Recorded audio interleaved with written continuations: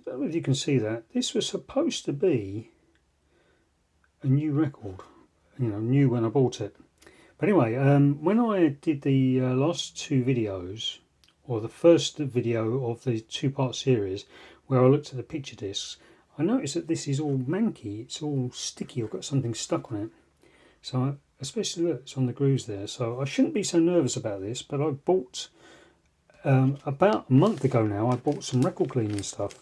And there's loads of videos and loads of different advice from so-called vinyl enthusiasts online about what to do. But I think this is what Techmoan uses, so if it's good enough for him, it's good enough for me.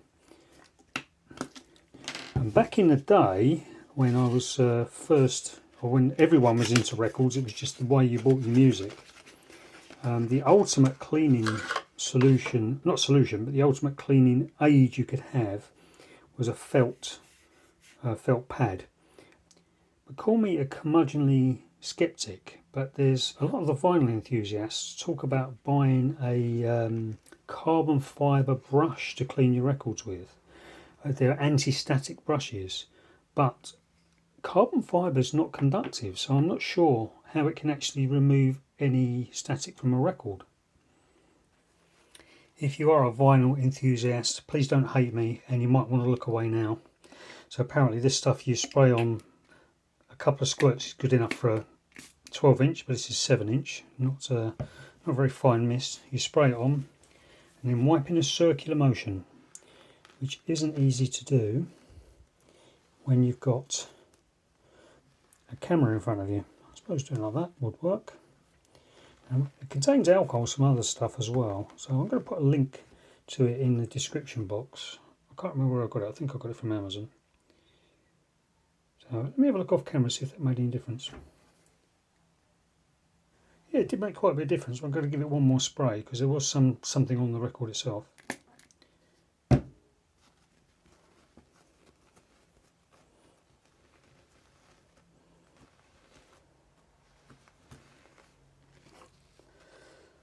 Right, let's turn it over. You can actually see it there. Whatever that is, shouldn't be there.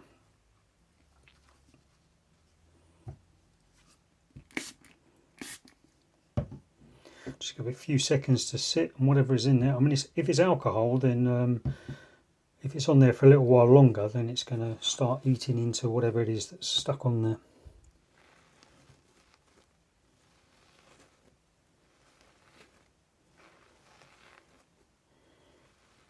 Pretty sure I could clean it really well with an angle grinder or something like that. Yeah, it's still a fair amount on there. I can actually feel it. Can you see it? That's the question. There you go. A bit more on there, I think.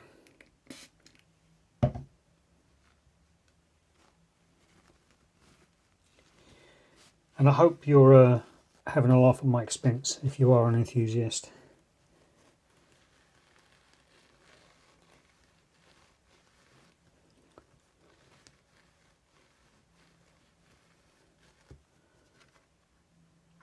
It's coming off, I can feel it.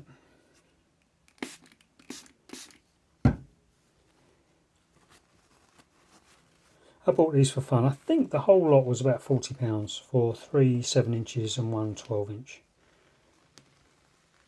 It would have been a lot more if it was at full price. Yeah, I think that's done a good job. Let me have another look off camera. Yeah, there's still quite a bit of stuff on the top there. The problem is you can't really see it because the camera doesn't focus on a shiny surface. But yeah, there's still quite a bit at the top here, further around this outside edge.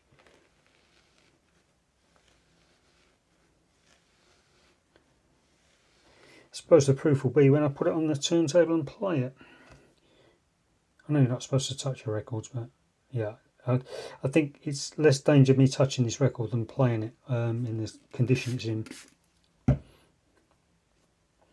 I'll let it sit there for a little while.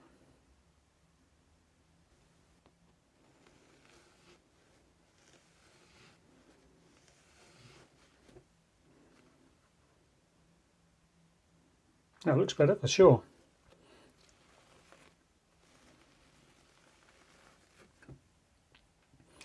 Now, where's my little brushy thing?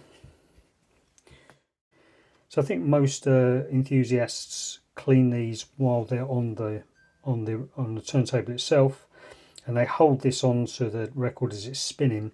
And there's a big debate on whether they move it outwards to take the dust off the record, but against the spiral of the record, or whether they move it inwards, which is with the spiral of the record, and then leave the dust on the inside on the label if it wasn't a picture disc. To be honest, I don't think it makes a lot of difference. And I'm not criticising people, because part of my love of mini discs is the feel of it and the tactile sensation you get when you use them. And I see vinyl enthusiasts. There's a quote where someone said once, audiophiles play records to listen to their equipment. Normal people play records to listen to their records. Something like that. But I think it's about the ritual. I've seen quite a few YouTube videos about from vinyl specialists, and it's the ritual of using their favourite turntable and getting their high value, rare records out, and then placing them on. I make my own coffee sometimes. I go and buy it instant from a machine, actually, fresh coffee, but from a machine. But I can go to a barista and they will make it, and they'll make it in their style. But I can make it actually better myself with a Aerobi AeroPress. I can make better coffee than I can get at a coffee shop.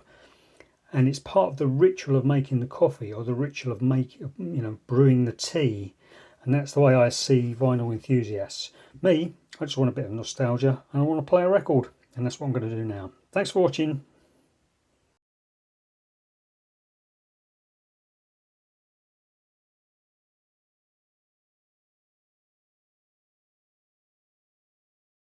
Yep, still sounds scratchy.